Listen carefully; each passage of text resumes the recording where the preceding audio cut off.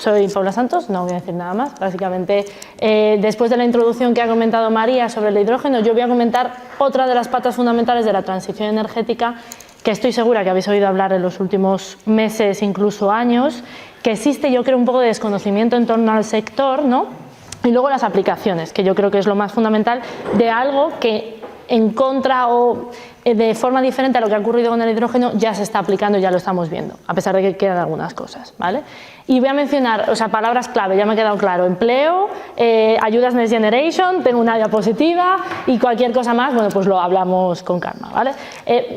Yo entiendo que os han contado un poco, uy, qué feo sale, bueno, lo siento porque queda feo, pero os han contado, entiendo, lo que es la transición energética, ¿vale? Lo que pasa es que sí que quiero hablar un poco sobre el momento en el que estamos y poner un contexto. Y también explicar que nosotros somos una asociación, no somos una empresa, sino que somos una asociación de varias empresas. Empresas de todo el sector fotovoltaico, ¿vale? Entonces, ¿eso qué significa? Pues tenemos desde productores, instaladores de plantas de fotovoltaicas de autoconsumo o en suelo, pues tenemos fabricantes de materiales, distribuidores de materiales, toda la cadena de valor, ¿vale? Y luego también tenemos un grupo mixto, que es lo que denominamos grupo mixto porque son despachos de abogados, consultorías que se dedican en concreto a la tecnología fotovoltaica. Entonces, lo que hacemos es básicamente representar a la tecnología fotovoltaica, hacer un poco lo que estoy haciendo hoy, contaros pues los beneficios que sigue, bueno, faltando, dónde estamos, hacia dónde queremos ir y sobre todo hablar sobre la tecnología y las oportunidades y los beneficios que hay, ¿vale? Para que nos situéis un poco. Entonces, yo sí quería comentaros un poco sobre el análisis regulatorio y para que, lo que os comentaba, ¿no? Para que sepamos dónde estamos. Y creo que es importante. Yo creo que uno de los retos fundamentales, que ya lo habéis escuchado a lo largo de la mañana de hoy, es el cambio climático y la transición energética, ¿vale? Y no es algo que digamos nosotros como asociación fotovoltaica, que podría sonar, bueno, lo dicen ellos, no. O sea, yo creo que es algo que de manera unilateral y homogénea se está diciendo, ¿no? Y de hecho, o sea, hay informes como el Global Risk Outlook, que lo que hace es establecer cuáles son los mayores riesgos en el siglo, que ya establecen el cambio climático como una de las fundamentales, ¿no? Como uno de los fundamentales riesgos. Entonces, para combatir el cambio climático y apostar por esa transición energética, se tiene que hacer a través de dos formas. Una es la mitigación, que es la aplicación de energías renovables, captura CO2, etcétera, que es intentar mitigar, digamos, ¿no? Los efectos y reducir las emisiones de gases de efecto invernadero. Y eso son en nuevas tecnologías, energías renovables, almacenamiento, etcétera. Y luego hay otra forma que es la adaptación, que yo no voy a hablar de ello, pero también es muy importante. Y es un poco la noticia que veis a la derecha, ¿no? Cómo los países deben adaptarse para en el momento en el que empiecen a aumentar las temperaturas, ¿no? Evidentemente cada país pues entendiendo sus riesgos en función de la situación geográfica en la que se encuentran, ¿vale? Entonces este es el contexto en el que nos encontramos y es verdad que dentro de todo este proceso de transición energética que se ha venido escuchando muchísimo, la Unión Europea está apostando muchísimo por esta transición energética, ya lo ha comentado María antes, y además en concreto España y todo el sur de Europa pues se le considera como uno de los mejores países para todo el desarrollo de energías renovables. ¿Por qué? Bueno, principalmente en mi caso en la fotovoltaica pues tenemos mucho sol y también tenemos espacio. Aquí ya podemos empezar a hablar si sí, si no, bueno, luego lo hablamos si queréis, pero sí que lo tenemos, ¿no? Entonces es verdad que hay que hacer un desarrollo de la fotovoltaica de una manera sostenible, de una manera coordinada y contando con todo el territorio y con todo el mundo, ¿no? En concreto, el autoconsumo es una de las patas de esa tecnología fotovoltaica. Pueden ser plantas en suelo o autoconsumo. El autoconsumo, como ahora lo explicaré, está creciendo muchísimo en los últimos años y una de las razones es el alto precio de la luz, como os podéis imaginar, ¿no? Ahora explicaré por qué. Entonces, dentro de todo este contexto, como decía, el gobierno, sí que es verdad que yo entiendo y desde 2018 ha hecho un esfuerzo bastante importante en establecer un marco regulatorio en términos de política energética, que significa establecer unos objetivos a los que tenemos que llegar de reducción de emisiones de gases de efecto invernadero en este proceso de mitigación, como os comentaba, y por lo tanto de introducción de energías renovables. ¿Vale? Entonces, hay dos documentos clave, simplemente para que los conozcáis, por si luego queréis leer más información. Uno de ellos es el Plan Nacional Integrado de Energía y Clima, que creo que mañana tenéis una ponencia, con lo cual no voy a entrar, pero establece objetivos a 2030. De hecho, creo que viene el IDAE. Sí, esta tarde. Esta tarde. Bueno, pues son los que han hecho ese plan y son los que mejor saben sobre todo ello, o sea que va a ser súper interesante. Entonces, esta estrategia lo que hace es establecer objetivos de cuánta energía renovable tiene que haber en el sistema, por ejemplo, en 2030. ¿vale? Establece muchas cosas más, pero para hablaros de energía renovable, que es la fotovoltaica, os hablo de ese objetivo. Y entonces dice que tiene que haber un objetivo de 39 gigas de fotovoltaica, ¿vale? A partir de 2030, el documento que se utiliza es la estrategia de descarbonización a largo plazo, que es una estrategia que no entra tanto en objetivos específicos de renovables, porque es verdad que a tan largo plazo hay que ver cómo va el sistema, ¿no? Y sobre todo el PNIEC. Pero bueno, para que sepáis que hay un contexto de neutralidad climática que signifique reducción de emisiones de gases de efecto invernadero, ¿vale? Y de hecho, ya lo ha comentado María, es interesante que la semana pasada la Comisión Europea sacó la Estrategia Solar Europea con el objetivo de aumentar la ambición de Europa en los objetivos en concretos de fotovoltaica, ¿vale? Y esto es muy probable, no sé si os lo contarán en el IDAE, si os lo cuentan es primicia, con lo cual, que se tenga que actualizar el Plan Nacional Integrado de Energía y Clima, es decir, actualizar esos objetivos, ¿vale?, de renovables, que es muy interesante, porque ya estamos viendo que podemos ir más allá. Dicho esto, ¿por qué la tecnología fotovoltaica? La tecnología fotovoltaica, como decía, no es el único pilar que tiene que haber la transición tiene que ser muchas cosas, muchas tecnologías, un mix, ¿vale? Yo vengo a hablaros de esta porque, bueno, soy de UNED, pero tiene que ser un compendio de tecnologías. Y en concreto la tecnología fotovoltaica se ha convertido como una de las principales tecnologías renovables en los últimos años, principalmente por dos cuestiones. Una de ellas, que se han reducido muchísimo los costes de producción de energía eléctrica con esta tecnología, ¿vale? Si veis la línea roja, es el precio de la energía generado por fotovoltaica. Entonces es la reducción mayor de todas las tecnologías renovables, que se ha reducido en un 90% en los últimos 10 años. Entonces es una tecnología súper competitiva, ¿vale? Y luego además tiene otra característica que yo creo, bueno, aquí esto es una gráfica que muestra un poco cómo la fotovoltaica reduce el precio de la electricidad. En el mercado mayorista hablo de grandes plantas, ¿vale?, de plantas en suelo. Los días que más producción fotovoltaica hay, el precio del mercado disminuye. ¿Por qué? Porque es una tecnología que principalmente es muy sencilla, ¿vale? Y sobre todo solo tiene un coste, o el coste que tiene principal es de inversión inicial, que es lo que comentaba María del CAPEX, ¿vale? Es esa inversión inicial. Una vez se tiene esa inversión inicial, el mantenimiento depende del tipo de instalación, pero por ejemplo para autoconsumo es pequeño, no es muy grande, ¿vale? Y es una tecnología además que el recurso que se utiliza es del sol, es que no necesitas otro combustible, ¿vale? Y lo que hace es producir electricidad directamente. Entonces hay dos tipos, autoconsumo y plantas en suelo. Plantas en suelo, como la que veis abajo, que son plantas de producción de energía eléctrica directamente, que lo que hacen es vender la energía al mercado, y esto lo que hace es nos reduce el precio de la electricidad del mercado, ¿vale? Y luego el autoconsumo, que es lo que me quiero centrar hoy, es otra parte de la tecnología fotovoltaica que lo que hace es permitir autoconsumir la energía que se produce en el punto de consumo, ¿vale? Es decir, yo tengo una casa y pongo mi placa fotovoltaica y autoconsumo parte de la energía generada en esa placa, de manera que reduzco el consumo de la red. Esto lo que me hace directamente es bajar la factura, o sea, reducirme la factura de la luz. Entonces, por eso decía que es una tecnología que ha adquirido muchísima fuerza en los últimos años con los precios del mercado mayorista, ¿vale? También he puesto en un punto cercano al consumo, y esto es interesante porque también se permite que el autoconsumo, es decir, que la planta fotovoltaica no esté en el mismo sitio del consumo. Vamos a ver algunos ejemplos, ¿vale? Pero, por ejemplo, esta de aquí, vemos que aquí tenemos una industria y entonces la planta fotovoltaica no tiene que estar en la industria en sí, puede estar en un punto cercano, ¿vale? Tienen que cumplirse algunos requisitos, pero no tiene que estar en la misma industria. Entonces esto abre muchísimas oportunidades de desarrollo de proyectos que se sitúen en el mismo, bueno, pues si hay espacio en la misma industria, o en un solar cercano que haya espacio, o incluso la industria puede poner su planta fotovoltaica para autoconsumo y parte de la energía pues enviarla, transportarla a casas cercanas. Hay multitud de proyectos que ahora voy a entrar, ¿vale? Todo esto forma parte de una de las diapositivas que me había pasado, que es cómo la transición energética, como decía, es un conjunto de tecnologías diferentes entre las que se encuentra la fotovoltaica, pero sí que es verdad que el proceso de transición energética habla de cómo cambia el modelo. Y pasa de, no sé si lo habéis escuchado, pero pasa de un modelo centralizado a un modelo distribuido. ¿Esto qué significa? Que el modelo del que venimos es un modelo en el que la energía se produce en centrales de generación y se distribuye. Ya está, este es el modelo centralizado. El modelo hacia el que vamos es un modelo en el que haya esas plantas de generación de energía eléctrica, pero también se genere en las zonas de consumo. Por eso se llama distribuido, porque se distribuye, ¿no? Entonces, es verdad que ahora la red va a ser muy diferente, va a haber flujos de energía no solo de un sitio hacia otro, sino también bidireccionales, que se llaman, ¿no? Esto es lo que se denomina modelo distribuido, que incluye el autoconsumo, pero también incluye cosas como el almacenamiento, las baterías, por ejemplo, ¿vale?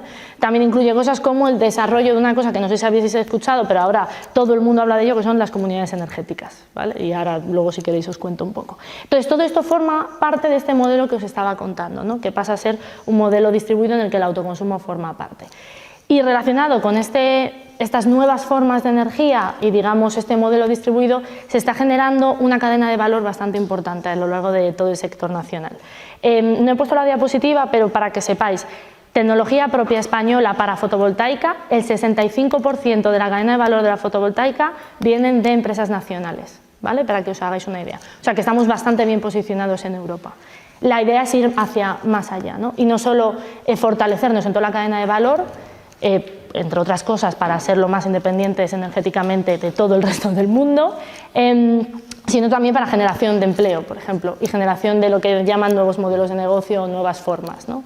Entonces, pues, ¿qué tenemos? Por ejemplo, tenemos desde la producción de equipos, de producción, pues, por ejemplo, de los inversores, que es una de las partes que se utiliza en la planta fotovoltaica, ¿vale? Que es una de las partes fundamentales, al desarrollo propio de las instalaciones, las compras de los equipos, la legalización de la operación de mantenimiento, incluso ya se está generando cadena de valor en el proceso de desmontaje y de reciclaje, que también es una de las cosas principales, ¿vale? ¿Esto qué está significando? Pues que muchos instaladores eléctricos que se dedicaban inicialmente pues, a algo que no tenía nada que ver con el autoconsumo, están empezando a cambiarse también al autoconsumo y a desarrollar este tipo de instalaciones, ¿vale? Entonces es una cadena de valor que intenta que sea también circular con el objetivo de apostar por esa economía circular, ¿vale?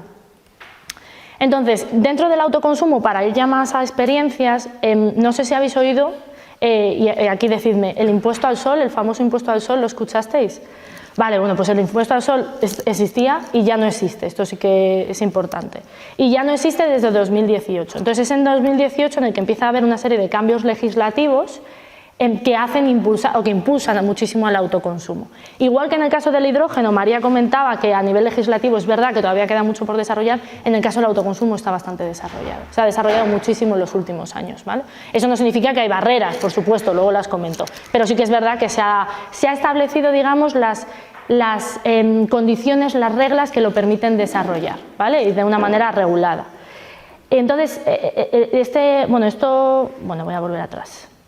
Lo que ha hecho este marco legislativo es desarrollar varias posibilidades de autoconsumo, como comentaba. Tenemos el típico autoconsumo de la derecha del todo, que es el autoconsumo residencial.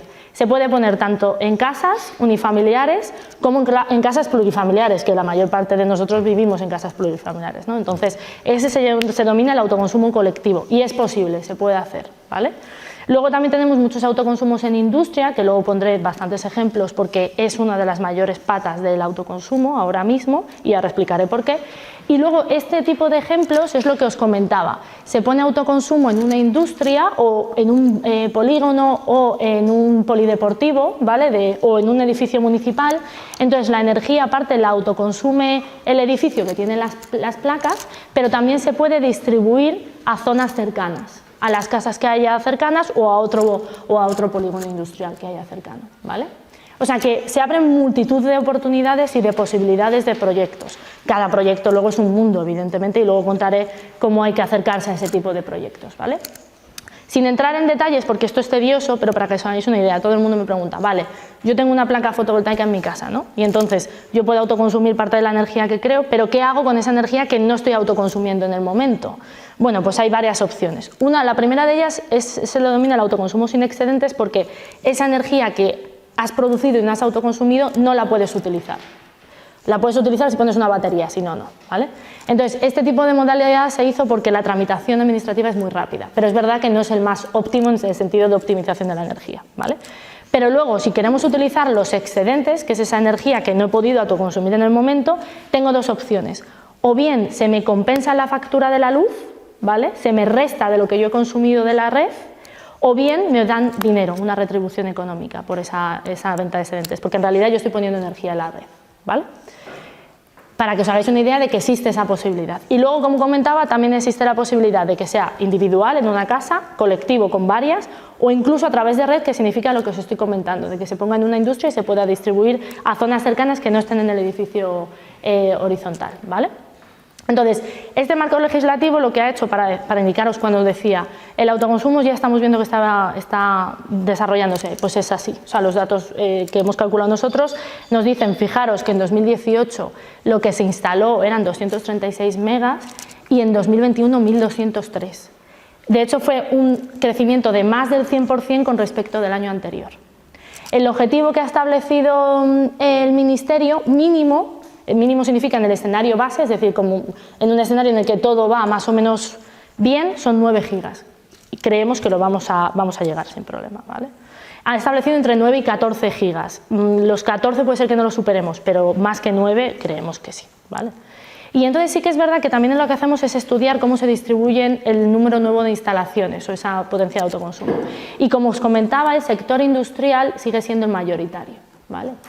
Pero lo que sí nos llama la atención es que el sector doméstico, es decir, el autoconsumo en residencias, está aumentando también, está incrementándose. Creemos que es por el precio de la luz, principalmente, ¿no? Porque como el precio de la luz es el que es, las facturas han subido, si tú pones una instalación de autoconsumo en tu casa, que es verdad que requiere una inversión inicial, te reduce la factura de la luz, ¿vale? Porque básicamente consumes más de tu tejado, pero no tanto de la red. Entonces, dicho esto, ¿por qué decía que el autoconsumo industrial, por ejemplo, está teniendo muchísimas oportunidades o mucho interés? Al final el autoconsumo, con todo lo que os he contado, es una medida de ahorro energético. Básicamente lo que te va a permitir es ser más independiente energéticamente de la red, cosa que es interesantísimo, pero sobre todo reducir la cantidad de energía que consumes de la red y por lo tanto el precio de la factura final, tanto a nivel residencial como en el industrial y comercial también. En el caso del comercio y de la industria es más interesante, o depende mucho del proyecto como os decía, pero es bastante interesante porque dependiendo de la industria, la curva de producción máxima puede asemejarse a la curva de producción de la instalación fotovoltaica. Entonces eso hace que los periodos de amortización de la instalación, de la inversión inicial, se reduzcan muchísimo. De media, estos son medias, porque como decía, cada proyecto es un mundo, pero de media una instalación residencial puede tener un periodo de amortización, es decir, el tiempo que tardas en recuperar esa inversión inicial pueden ser 5 o 6 años y en la industria se puede reducir de 3 a 4, ¿vale? Y puedes tener una reducción del consumo de la red de un 30%. Depende mucho del proyecto, del espacio disponible, de la orientación y del consumo de la propia industria, ¿eh? Pero, para que os hagáis una idea, de todos las empresas asociadas que tenemos en UNEF que desarrollan autoconsumo, la mayor parte de ellas hacen autoconsumo industrial, ¿vale? O sea, realizan instalaciones.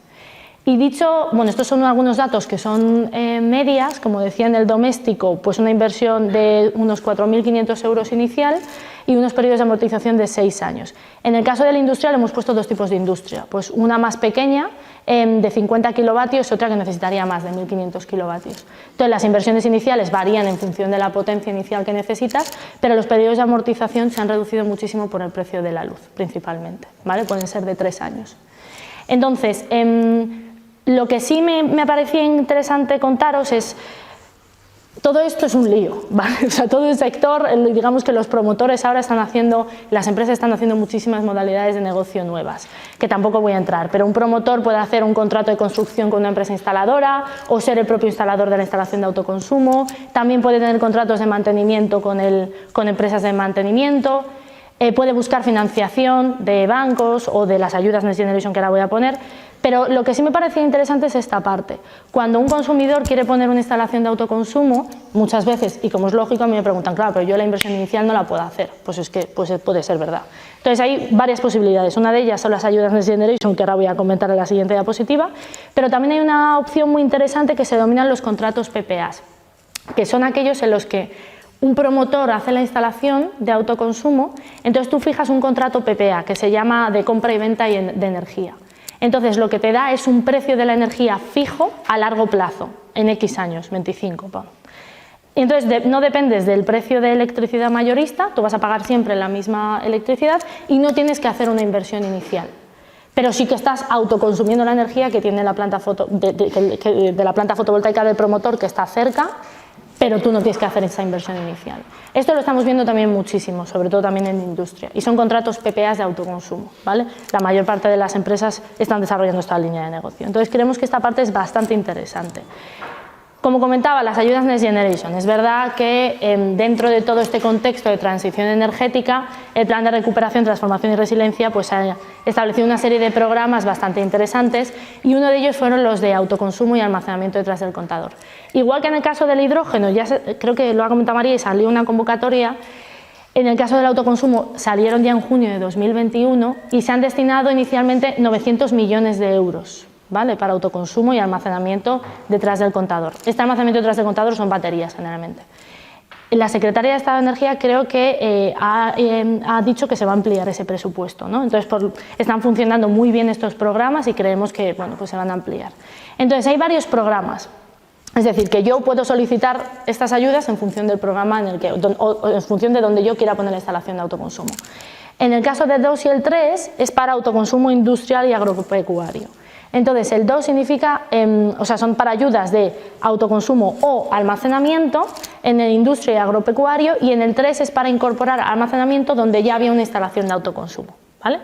Pero para el programa 2 os he puesto ahí los ratios, hay que calcular cuánto sería el coste subvencionable, pero puede ir en el rango de entre 460 y 1.188 euros el kilovatio pico, es decir, que eso hay que multiplicarlo por el kilovatio de la instalación, ¿vale?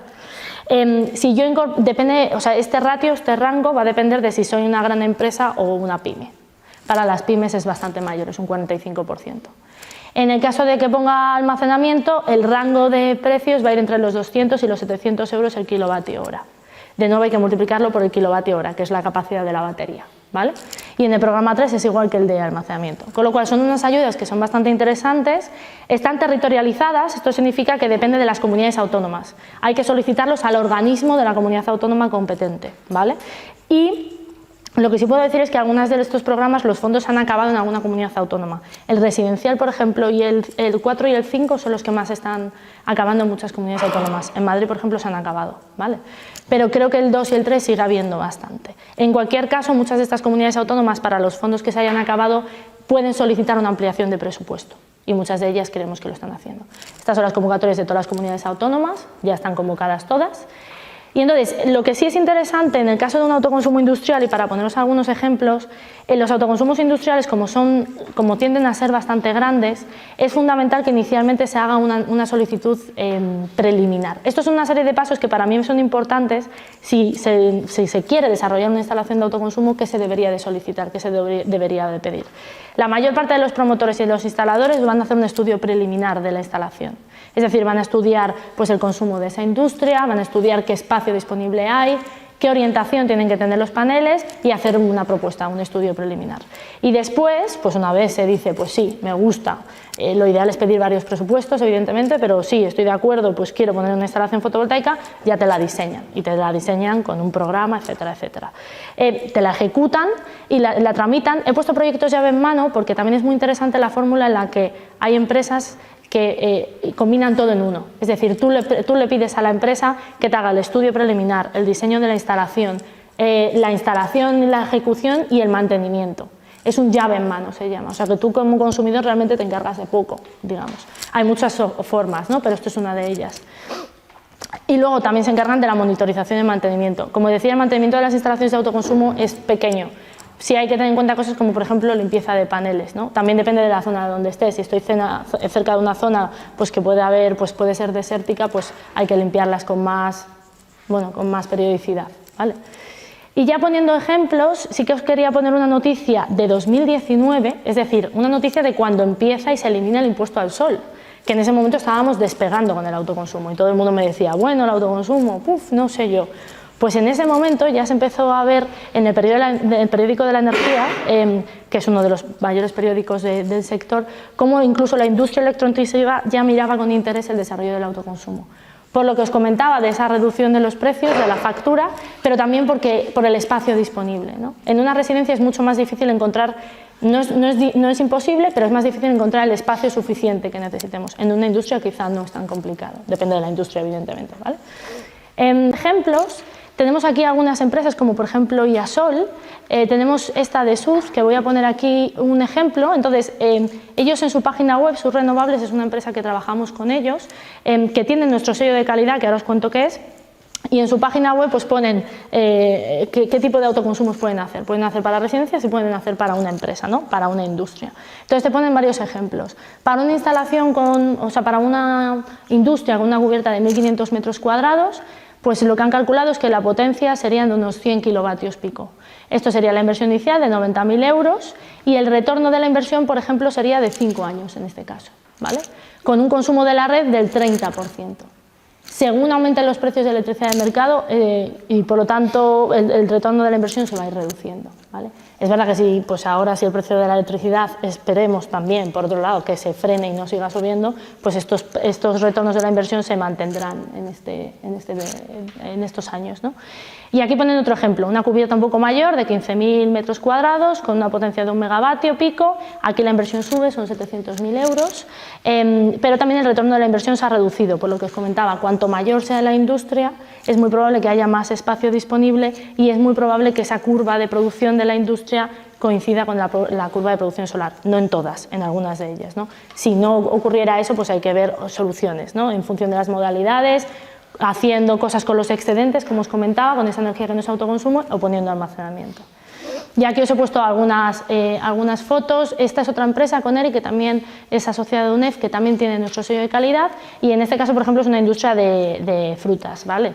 Pero aquí, por ejemplo, han utilizado tanto para poner las placas fotovoltaicas aquí como aquí, y en dos tipos de estructuras, ¿no? Estas son totalmente horizontales y estas tienen una cierta inclinación. Dicho esto, me comentabas antes que antes habéis hablado de, bueno, es que hay barreras, sigue habiendo barreras. Es cierto que nosotros, de hecho, una de las cosas que trabajamos es esas barreras, cómo hay que mejorarlas. En realidad, para los consumidores finales, esas barreras no la van a notar más que el tiempo que se tarda en realizar la instalación.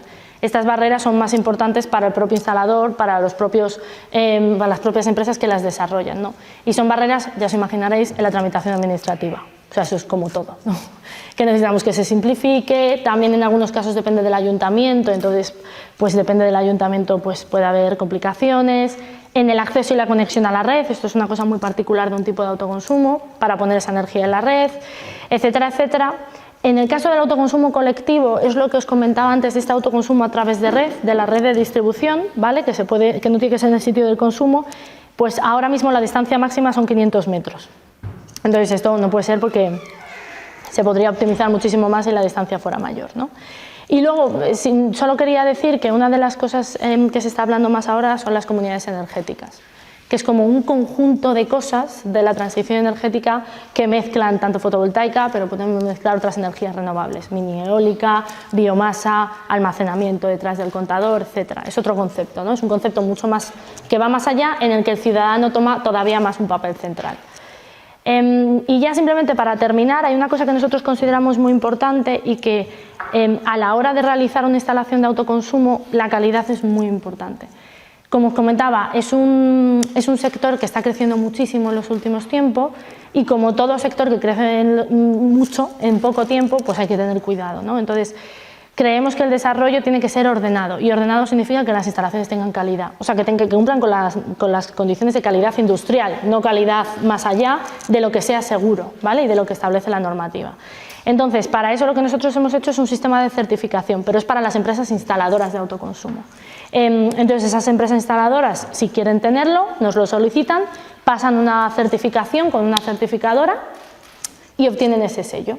Y así el consumidor final, es decir, pues un consumidor residencial o un consumidor industrial, cuando solicita un proyecto o una propuesta de proyecto de presupuesto, si ve que tiene ese sello, pues le garantizamos, y le garantizan también las certificadoras, que son SGS y FERE, que ese instalador realiza correctamente pues, esas instalaciones de autoconsumo. Creemos que esto es importante. Simplemente para que los conozcáis, porque creemos que es fundamental ir hablando de ello, ¿no? Y este es el logo del sello de calidad. Y sin más, si tenéis más ganas de conocer más, ahora en 14, 15 y 16 de junio va a haber la Feria Genera en IFEMA, que es una feria que está bastante pensada para el público en general, la ciudadanía, también para el sector fotovoltaico. Entonces ahí se va a hablar mucho más de estas experiencias, se pueden ver casos reales contadas por las empresas de autoconsumo, por ejemplo, de comunidades energéticas, y luego también, como al ser una feria de exposición, pues las propias empresas lo que hacen es exponer sus productos, ¿vale? Pues ya sean baterías, ya sean paneles, y también un poco pues estos proyectos que os estoy contando de llave en mano, seguramente si se acerca al expositor pues te lo pueden contar un poquito más, ¿no? ¿Qué hace cada empresa? Porque yo os he contado una media de lo que vemos, pero luego cada empresa, claro, es un mundo. Y nada, sin más, muchas gracias y para lo que necesitéis.